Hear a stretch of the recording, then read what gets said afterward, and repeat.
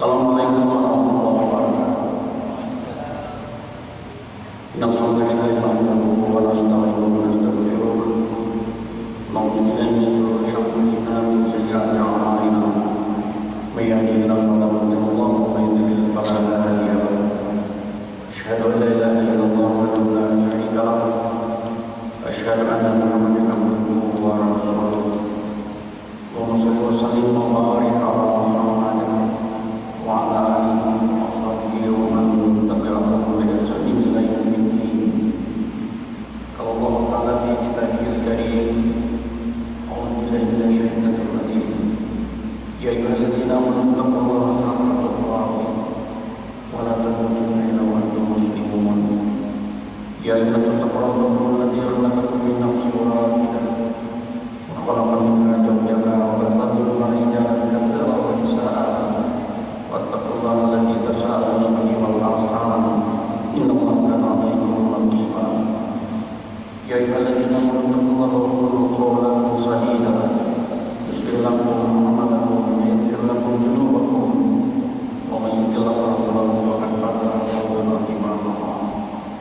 Bapak-bapak, ibu, saudara-saudara jamaah salat maghrib rahimakumullah, sepatutnya kita memanjatkan puji dan syukur kepada Allah Subhanahu wa taala, di mana hingga sampai saat ini kita tetap diberikannya kesehatan, kekuatan lahir dan batin. Dan dengan izinnya pula langkah kaki dan air tangan kita terpaut untuk datang hadir ke masjid ini. Meski suasana agak dingin dari biasanya, karena hari ini kita ingin hujannya agak lebat. Kita bersyukur bahwa kita melaksanakan sholat maghrib berjamaah, dilanjutkan dengan mengikuti kajian rutin yang dilaksanakan oleh para pengaji. Semoga kajian-kajian yang kita ikuti selama ini, baik dari maghrib ke maghrib, dari subuh ke subuh, benar-benar dapat memberikan pemahaman yang benar kepada kita terkait dengan masalah-masalah agama, lebih khusus yang terkait dengan masalah ibadah kita kepada Allah Subhanahu wa taala. Sehingga dengan seringnya kita mengikuti kajian seperti ini, mudah-mudahan kita dapat beribadah sesuai dengan apa yang diperintahkan Allah dan beribadah sesuai dengan apa yang dicontohkan oleh Rasulullah. Di tengah-tengah hari ini masih banyak saudara-saudara kita yang beribadah tanpa ada landasan dasar. Di tengah-tengah hari ini masih banyak saudara-saudara kita yang beribadah tanpa ada contoh dari Rasulullah. Karena itu kita bersyukur, semoga kajian-kajian yang kita ikuti seperti ini bisa menambah pemahaman kita dalam beribadah. Dan itulah yang menentukan kualitas mutu ibadah seseorang di hadapan Allah Subhanahu wa taala. Salawat serta salam selalu tercurah kepada junjungan Nabi Muhammad sallallahu alaihi wasallam beserta keluarga, para sahabat dan jemaah Al-Qur'an yang selalu istiqamah setia mengikuti sunnah-sunnah Rasulullah yang sampai akhir. Bapak Ibu dan jamaah yang berbahagia, kajian kita malam ini ingin mengajak kita memahami satu esensi pokok yang ada dalam tubuh kita. Dan ini menjadi sangat urgent, sangat penting, karena inilah yang menentukan arah hidup kita, yang ujung-ujungnya menentukan arah nasib kita di akhir. Itulah yang disebut dengan tolak hati. Dan kita semua memiliki hati. Bagaimana kita menata hati, menjaga hati, supaya hati kita ini betul-betul mengarahkan perbuatan kita kepada perbuatan-perbuatan yang baik. Untuk itu kita bertolak dari satu hadis Rasul. Rasul bersabda, "Inna fil jasadi mudghah." Ijazah salah jasadul kullu. Wa hiya pasal jasadul kullu. Ala biyau Allah. Ujar Rasul, sesungguhnya dalam jasad manusia ada sekumpulan. Ijazah salah jasad kullu. Bila sebelum badan itu baik, maka baiklah seluruh jasad. Wa iya pasal bila rusak, maka rusaklah seluruh jasad. Apa itu? Allah berkata, itulah namanya hati. Di sini bukan dalam pengertian isim seperti benda amor atau liper, itu kajian dokter-dokter kesehatan. Hati di sini dalam pengertian nurani, rohani. Dari hadis ini tadi kita bisa paham bahwa gerak langkah aktivitas keseharian kita ditentukan oleh hati. Tadi kita ada ke masjid ini dua tarikat ini. Pindah hujan hari ke masjid kaku ini kadakan. Ini dua pertarungan kekuatan selalu mempengaruhi hati. Karena hidup ini kan pilihan, baik atau buruk. Tergantung qalb. Dan itu kita miliki. Coba di dalam surah As-Sam ayat 8 sampai 10 Allah berfirman, "Fa'alhamaha fujuraha wa taqwaha. Qad aflaha man zakkaha wa qad khaba man dassaha." Allah telah mengilhamkan dua jalan, fujur, keburukan, wa taqwaha, dan kebaikan, pilihan. Qad aflaha man zakkaha wa qad khaba man dassaha. Sungguh beruntunglah orang yang mensucikan jiwanya dan rugilah orang yang mengotorinya. Jadi kita tata hati ini supaya arahnya arah yang baik. Karena ini selalu dua pertarungan. Kita manusia itu selalu saja digoda oleh dosa dan tidak pernah luput dari kesalahan. Karena itu kita harus berusaha membersihkan hati kita, membersihkan jiwa kita. Inilah yang dalam istilah agama disebut dengan tazkiyatun nafs. Supaya hati kita ini bersih, suci, selamat. Dan hati yang demikianlah yang nanti akan bisa berjumpa dengan Allah. Yang dalam istilah Al-Quran disebut dengan qalbun salim. Kita akan menuju hati yang suci dalam kurung qalbun salim. Jadi tadi begitu Saudara Farhan meminta tema kita, mari kita menuju kepada hati yang bersih, qalbun salim. Kalau hadis ini tadi kita kaitkan dengan firman Allah di dalam surah Asy-Syu'ara ayat 88-89, coba Allah berfirman, yauma la yanfa'u malun wala banun illa man atallaha biqalbin salim. Yauma la yanfa'u malun, hari di mana tidak ada lagi manfaat harta, wala banun, tidak ada lagi manfaatnya anak-anak. Apa yang bermanfaat? Illa man atallaha biqalbin salim. Kecuali orang-orang yang datang menghadap Allah dengan hati yang bersih, dengan hati yang tenang, dengan hati yang suci, qalbun salim. Yang itu di dalam kajian-kajian agama disebut dengan tazkiyatun nafs. Tazkiyatun nafs itu ada dua kata, ada kata tazkiyah, ada kata nafs.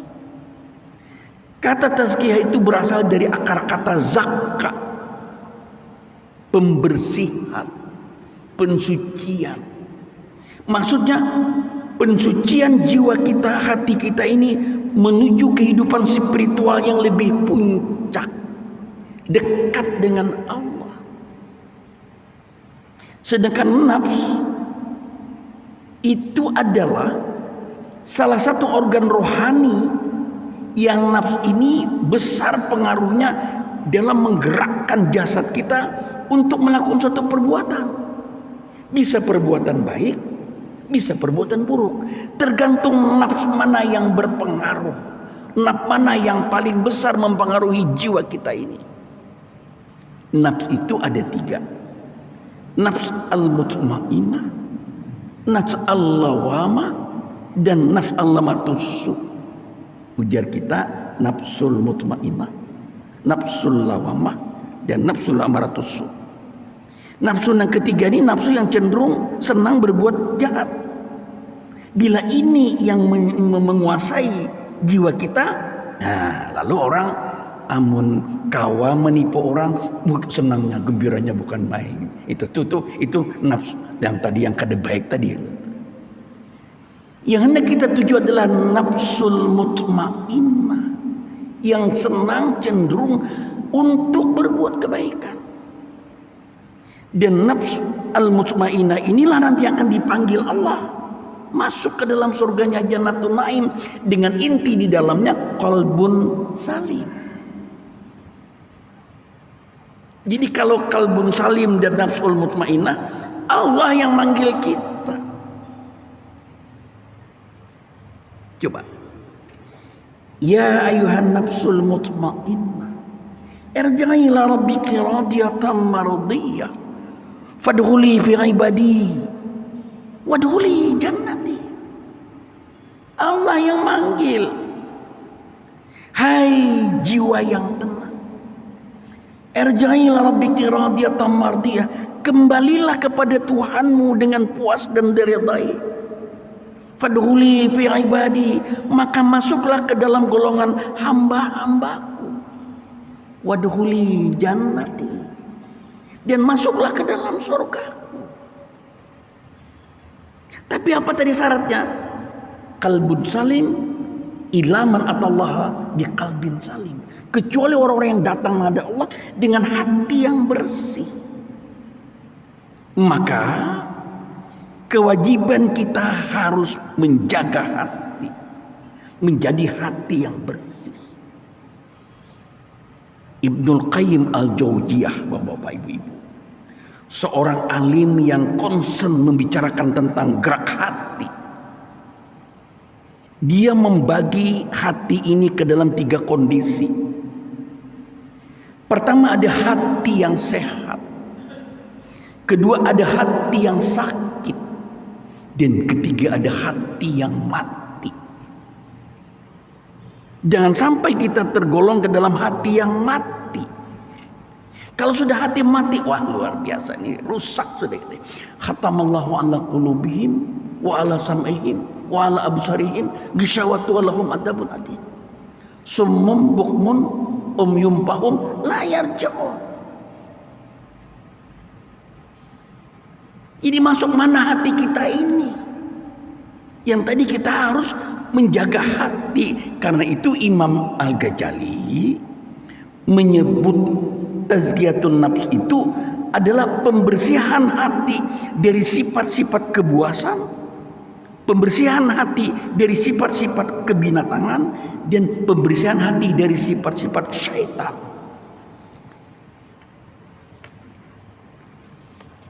Berat hati ini. Dan hati ini menentukan dari nafsu kita yang segumpal daging tadi. Nah, untuk itu mari kita mensucikan hati dan jiwa kita dengan melakukan 3 tahapan. Tiga tahap. Pertama, apa yang disebut dengan tatahhur.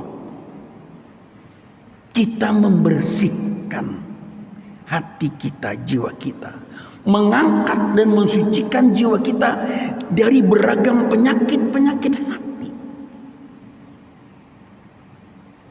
Jangan sampai hati kita terkontaminasi, tercemar dari hal-hal yang bisa membuat hati kita itu sakit, hati kita itu mati. Apa itu penyakit hati yang harus kita hindari? Pertama, ulama menyatakan hindarkan hati kita dari sifat kufur, ingkar. Kufur terhadap hak-hak Allah, ingkar terhadap hak Allah. Itu menjadi hak Allah, tapi kita ambil. Tidakkah kita sudah bersyahadat? Asyhadu an la ilaha illallah. Aku bersaksi tidak ada ilah kecuali Allah. Ini artinya kita menyatakan la ma'budu illallah. Tidak ada yang aku ibadati kecuali hanyalah Allah. Jangan beribadah kepada yang lain. Tidakkah kita setiap saat berikrar, iyyaka na'budu wa iyyaka nasta'in? Kepadamu ya Allah kami menyembah, dan kepadamu ya Allah kami memohon, meminta pertolongan. Jadi menyembah dan meminta pertolongan satu paket ini Bapak. Jangan dipisah. Jangan nyembahnya kepada Allah, tapi minta tolongnya kepada seseman misalnya.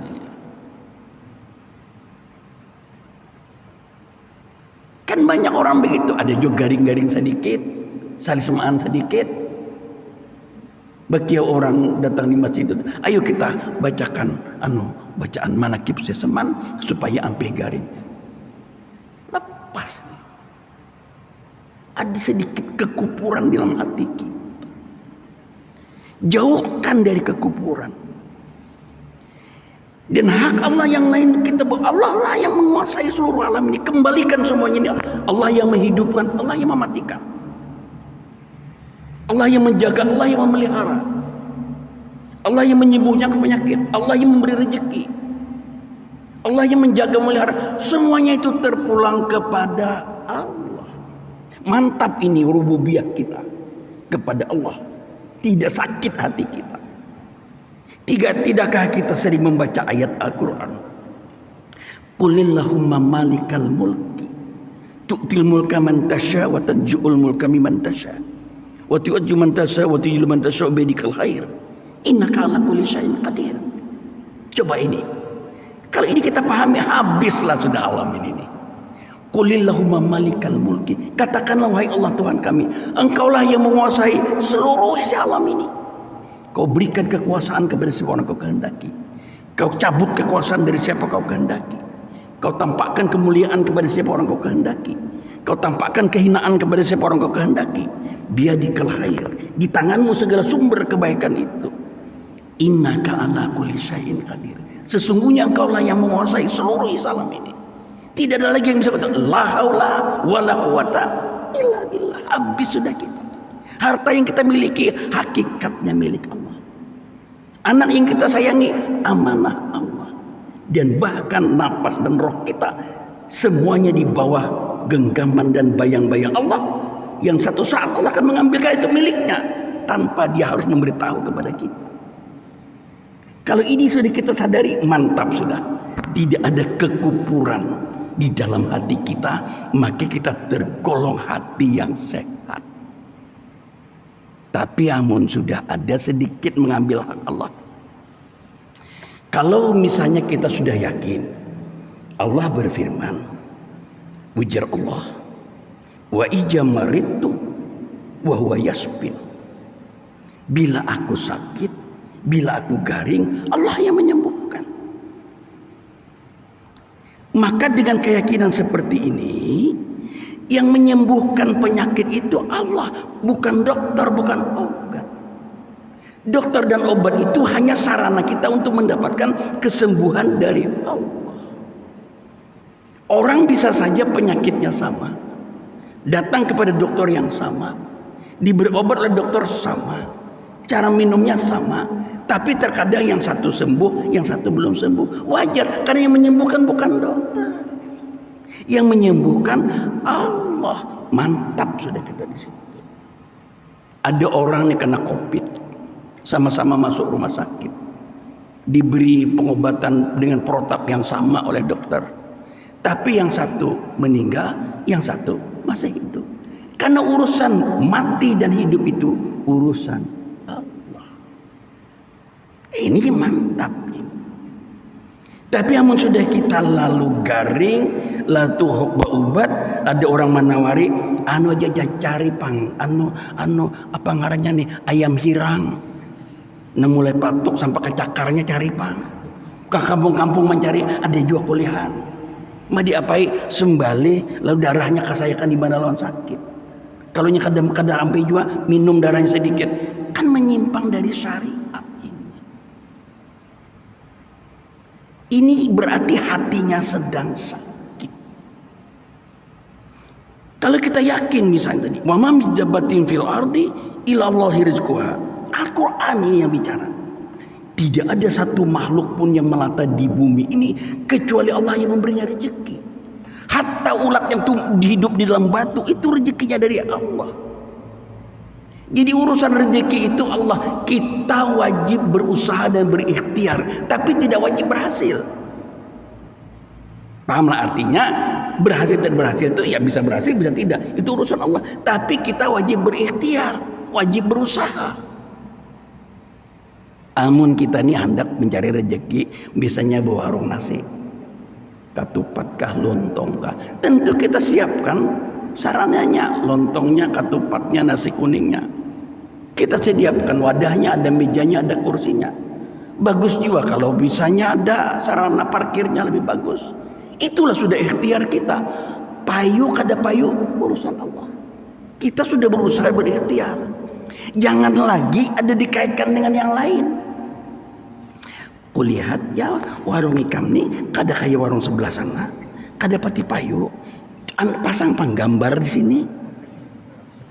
Itu dapatnya tuh 3 muncul ada foto di situ. Berarti kami kada ada foto sebuting-buting. Kada payu. Ada apa dengan foto? Paham ya? Dan ini melanda masyarakat kita hari ini. Kita ini membetulkan di hulu sungai lah. Ke Tanjung misalnya, di tengah jalan kita minum atau makan di warung, pasti ada foto.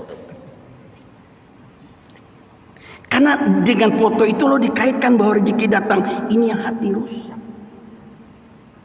Tapi kalau foto itu tidak terkait dengan itu, kan apa-apa. Misalnya ada warung, ada gambar Uma Irama. Wah, ini sebagai sebuah indah karena fun. Kenapa apa? Allah itu indah dan senang kepada yang indah-indah. Tapi kalau sudah terkait, berarti kami kada ada lalu seperti buting mana gambar. Coba pandai gambar sidin tuh, tubatnya tuh manggalu orang situ tuh 3 buncu ada gambar banyak situ. Ini. Hatinya sedang sakit. Hatinya sedang sakit. Coba aja kalau pian betulakan kalau sungai ini, bapasang gambar. Terkadang gambar siapa-siapa kalau tahu kan curjaan kawanya kita dianggap situ juga. Tapi ada keyakinan di situ. Tidak boleh apa begitu, rezeki itu Allah, kita wajib berusaha. Dulu pian masih ingatlah. Dah lama bang ini. Di Mekah orang sedang asik tawaf. Soalnya ada bibi ini sedang menggunting kain kelambu Ka'bah. Apa itu ngarannya? Kiswah. Usut-usut soalnya orang Banjar. Orang Banjar ke orang Sulawesi.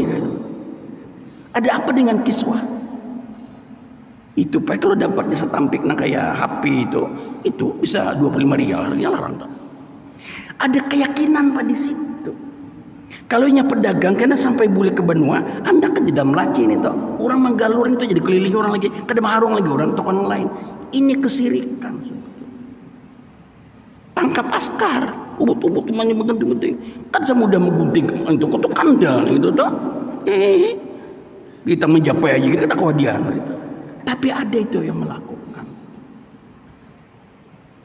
Ini maksud kita hatinya sedang sakit.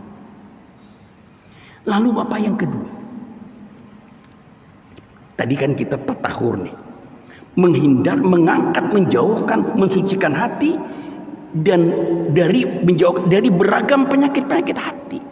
Penyakit hati yang pertama tadi kufur terhadap Allah. Yang kedua, hindarkan hati kita dari sifat nifak. Orangnya munafik. Nifak ini dia tampil seperti Islamis, agamis, religius, tapi dalam hatinya menyembunyikan kebencian terhadap Islam. Nah ini nang akhirnya para bazar-bazar itu ya lah, nang menghina agama, menghina ulama, menghina Islam. Tadi yang di kejadian yang di mana tadi yang di Semarang, yang di pesantren apa? Lerboyo. Siapa tuh? Kan menista ulama itu, menista agama. Tapi kan pernah tertangkap lah. Itu yang kita heran juga. Itu nifak, Pak. Dia sepertinya Islam, orang Islam, tapi benci terhadap Islam. Itulah yang orang sebut dengan Islamofobia. Kada senang dengan Islam. Cuma kita agak bingung inilah, nang kada katuju lawan Islam ini justru orang Islam itu sendiri. Nang ngarannya abu-abu coba. Kalau orang Barat kada senang dengan Islam, mungkin kita masih bisa pahami karena berbeda keyakinan. Tapi nang kada ketujuh lawan Islam ini orang Islam seorang, sehingga kita abut papadaan aja nama kelai. Itu dia munafik, nipak. Yang ketiga, hati-hati ini yang ketiga. Penyakit hati yang juga sangat berbahaya dan dibenci adalah hasad. Dalam istilah kita disebut dengan dengki. Hasad ini ada dalam Al-Quran. Dengki itu bermuara dari ketidaksenangan. Seseorang kada senang ada orang lain mendapat rahmat nikmat dari Allah melebihi daripadanya, lalu berusaha untuk menggagalkannya. Itu dengki. Dan dengki ini bisa merambat kepada hati siapa saja. Pelajar, mahasiswa, pedagang, pegawai. Dengki. Ada mahasiswa berprestasi, dapat beasiswa satu, ada dengki. Itu dia jika kada aku semalam tuh menjami buku, adanya dapat kayak itu pak. Indah lagi aku menjami buku, kemudian yang dapat lagi dengki. Di antara pedagang terkadang ada dengki. Seorang kada dapat pamayuan, sebelah itu dengki, timbul hasad. Bujur hebatnya tuh payu, hebatnya tuh kawam jual murah, palsu, kawi 4.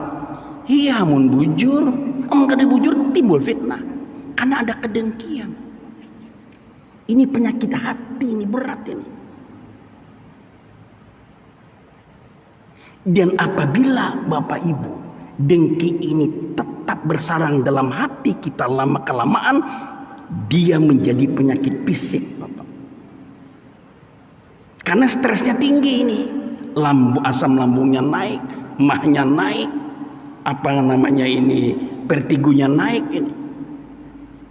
Bawa obat ke dokter 2-3 kali, dokter kada kau mencari apa garang-garingnya saya kau ini.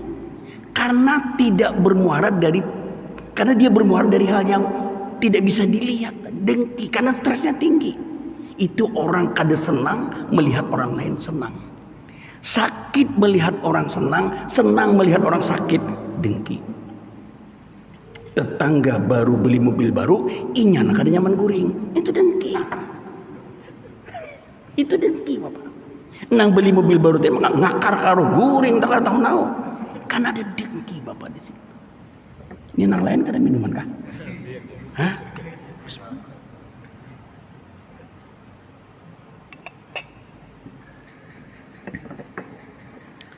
Berapa dengki ini di dalam Al-Quran. Makanya kita disuruh baca itu di akhir kita, di pagi, di sore, dalam Al-Quran, Bapak. Di dalam surah Al-Falaq kita diminta untuk berlindung kepada Allah dari 4 kejahatan. Coba bayangkan. Qul a'udzu birabbil falaq. Katakan, aku berlindung kepada Allah, kepada Rabb yang menguasai subuh. Dari apa? Berlindung dari apa? Min syarri apa? Qul a'udzu birabbil falaq min syarri ma khalaq. Dari kejahatan manusia, dari kejahatan makhluk. Wa min syarri ghasiqin idza waqab. Dan berlindung dari kejahatan malam bila sudah tiba gelap gulita. Wa min syarrin nafatsati fil uqad. Dan berlindung dari kejahatan perempuan penyihir kalau ia meniupkan dari buhul-buhulnya. Dan yang keempat, wa min syarri hasidin idza hasad. Wa min syarri hasidin idza hasad. Dan berlindung dari para pendengki kalau ia dengki. Diperintahkan Bapak kita berlindung dari 4 kejahatan ini kepada Allah. Salah satunya tadi wa min syarri hasidin idza hasad. Dan tidak itu saja Al-Quran memerintahkan kita. Kita disuruh banyak-banyak membaca doa seperti yang terdapat dalam surah Al-Hasr ayat 10. Dan ulun yakin doa itu sudah pian hafal. Rancak-rancak baca doa itu. Apa doanya? Ini Al-Quran nih. Rabbana ighfir lana wa li ikhwanina alladziina sabaquna bil iman. Wala taj'al fi qulubina ghillan lil ladzina amanu rabbana innaka ra'ufur rahim. Coba disuruh berlindung lalu berdoa lagi. Rabbana ighfir lana, wahai Tuhan kami, ampuni kami. Wali ikhwanil ladzina sabaquna bil iman, ampuni saudara-saudara kami yang lebih dulu beriman daripada kami. Nah di sini doa itu, wala taj'al fi qulubina, dan janganlah kau tumbuhkan sedikit pun dalam hati kami ghillal lil ladzina amanu, kedengkian terhadap orang-orang yang beriman. Rabbana innaka ra'ufur rahim, wahai Tuhan kami, engkau maha penyantun lagi maha penyayang. Rancak-rancak Bapak baca doa ini supaya hati kita ini hilang dengki. Rabbana ighfir lana wa li ikhwanil ladzina sabaquna bil iman wa la taj'al fi qulubina ghillal lil ladzina amanu rabbana innaka ra'ufur rahim. Di dalam surah Al-Hasr ayat 10 kalau tidak keliru nanti bisa dicek. Disuruh Pak berdoa. Kenapa? Karena dengki ini bahayanya besar. Kejahatan yang pertama kali terjadi di langit itu karena dengki. Ingkarnya iblis sujud, perintah sujud kepada Adam. Kejahatan yang pertama kali terjadi di bumi karena dengki. Peristiwa pembunuhan pertama terhadap anak Adam, Qabil, Habil, itu kan ada dengki Bapak. Karena Nabi Yusuf diajak ke hutan untuk dibunuh, ditiupkan lubang oleh saudara-saudaranya karena ada dengki. Nah, karena itu maka mari bersihkan hati dari sifat-sifat dengki. Itu tatahur. Maka ulama memerintahkan kepada kita pada tahap ini, pada tahap pencucian jiwa ini, diawali dengan banyak-banyak beristighfar dan bertobat kepada Allah. Beristighfar, bertobat kepada Allah. Astaghfirullah wa atubu ilaih. Karena kita ini sering lalai. Jadi sering kita bertobat, memohon doa kepada Allah, meminta ampun, meminta maaf. Astagfirullah, astagfirullah wa atubu ilaih. Bertobat dengan sebenar-benar tobat. Bukan tobat iincaan. Tobatan nasuha. Tobat itu baru bisa diterima kalau dia memenuhi 3 syarat. Pertama, kalau kita melakukan satu kesalahan atau dosa, kita mengakui bahwa itu dosa. Yang kedua, kita menyesali melakukan perbuatan itu. Dan yang ketiga, kita berikrar, berjanji untuk tidak mengulangi lagi. Bila 3 ini kita berazam, maka Allah Maha Pengampun, Allah akan menerima tobat seseorang. Jangan tobat sambal. Tobat sambal ini kan istilah kita Banjaraya Bang lah, tahu di lain ke dada. Makannya sudah kenyamanan nih, 2-3 piring habis sudah nasinya nih, tinggal pedasnya aja lagi. Ya betul buat aku kadang makan sambal lagi nih kayak ini. Habis sudah nyamannya. Mandangar nampi nih. Suatu hari nampi ini menukar bau saling kenalan. Kepalanya digangan asam. Tukarakan nang bini pulang anu haruan panggang kalok. Pupuyun nang saling kenalan beubar nih tak. Tukarakan sidin pucuk bumbili nang anum-anum nang karakupan itu. tambah hisdin ginjir nang patiwan gitu. Ayo abahnya nani kita makanan. Wah sudah siap ini. Mana nih sambalnya? Kayak apa mencacap nani ada sambal. Tubat sambal. Mencari deles memirik saurang baik ada kado sambal minta. Gangan asam, pupuyunya bubar, kaherungan paluk, ada pulang pucuk gumili, ubar, ada bersambal, hawai. Tubat sambal nggak bisa. Itu maksudnya tobatan nasuha. Ini kita contohnya contoh kampungan aja, ini kada nang bahan kita. Nah lalu yang kedua Bapak, setelah batatahur tadi kita selamat dari penyakit-penyakit hati, maka tahap yang kedua tahakkut. Sudah sampaikan? Kenapa berbunyi tadi? Ya. Tahakkut Bapak. Tahakkut ini kita berupaya untuk sedapat mungkin berada di sisi Allah, dekat dengan Allah, supaya kita mendapatkan tempat yang terpuji. Ulama menyarankan untuk kita bisa dekat dengan Allah, dua kita lakukan.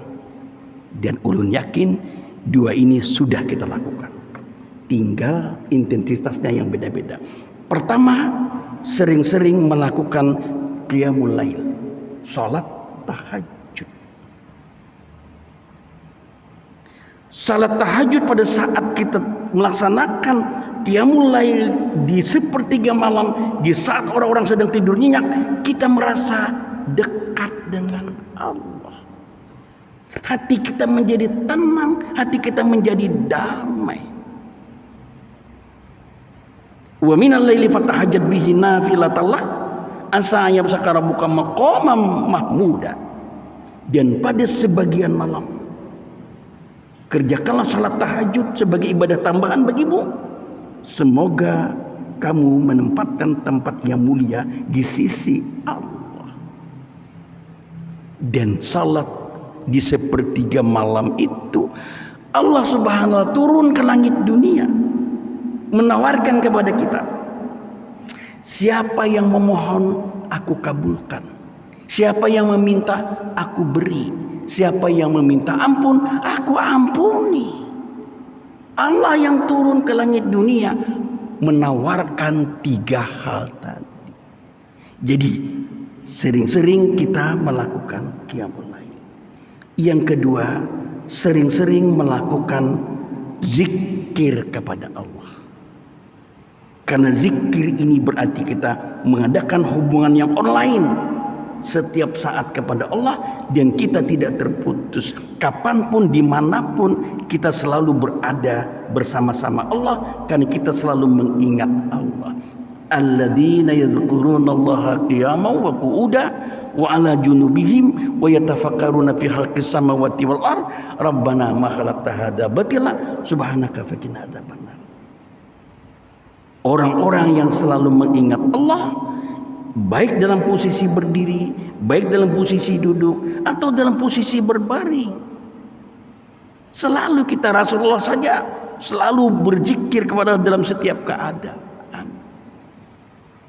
Dan ulama membagi zikir itu, ada zikir yang muqayyad dan ada zikir yang mutlak. Dan orang yang selalu berzikir pastilah jiwanya tenang, dan itu dijamin oleh Al-Quran. Walladzina amanu watatma'innu qulubuhum bizikrillah ala bizikrillah tatma'innul qulub. Dan orang-orang yang beriman hati mereka menjadi tenang dengan mengingat Allah. Ala bizikrillah tatma'innul qulub. Ketahuilah hanya dengan mengingat Allah hati-hati itu menjadi tenang, menjadi damai. Oleh karena itu diperintahkan kita untuk selalu berzikir. Nah lalu yang ketiga, yang terakhir, ulama menganjurkan setelah tadi tatahur, membersihkan hati dari segala macam penyakit hati, lalu kita mendekatkan diri kepada Allah dengan sering melakukan qiyamul lail dan berzikir.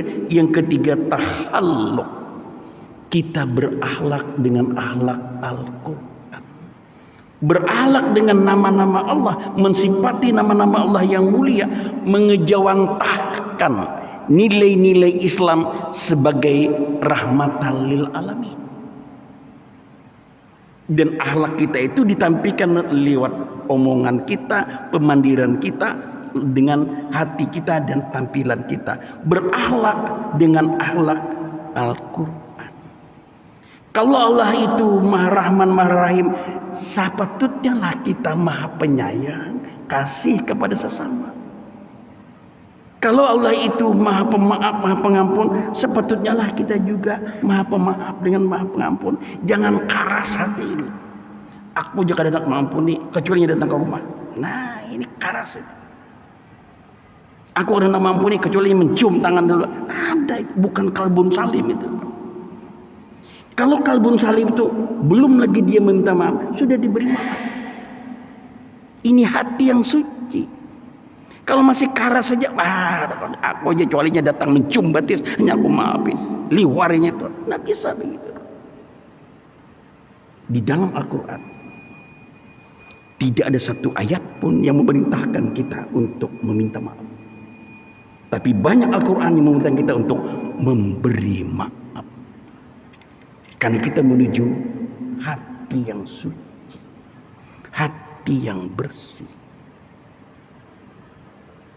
Mudah-mudahan Allah Subhanahu wa taala tetap memberikan hati kita hati yang bersih, kalbun salim, sehingga kita bisa berjumpa dengannya nanti di saat-saat harta dan anak-anak tidak ada artinya lagi. Yaumala yanfa'u malun wala banun illa man atallaha biqalbin salim. Hari di mana tidak ada lagi manfaat harta, hari di mana tidak ada lagi manfaat anak-anak, illa man atallaha biqalbin salim, kecuali orang-orang yang datang menghadap Allah dengan hati yang bersih. Dan mudah-mudahan dengan hati yang bersih ini kita memiliki nafsu al-mutmainnah, nafsu yang tenang, jiwa yang tenang, yang inilah akan dipanggil Allah masuk surganya Jannatun Naim. Ya ayuhan nafsul mutmainnah irji'i ila rabbiki radiyatan mardiyah fadkhuli fi ibadi wadkhuli jannati. Wah, kalau sudah ini kita berduyun-duyun kita masuk surganya Allah Jannatun Naim. Demikianlah barangkali kajian kita malam ini. Mudah-mudahan kita selalu mendapat rahmat dan limpahan hidayah dari Allah Subhanahu wa taala. Subhanallah wa bihamdika asyhadu an la ilaha illa anta astaghfiruka wa atubu ilaik. Salah hilap mohon dimaafkan, bila taufik wal hidayah. Assalamualaikum warahmatullahi wabarakatuh.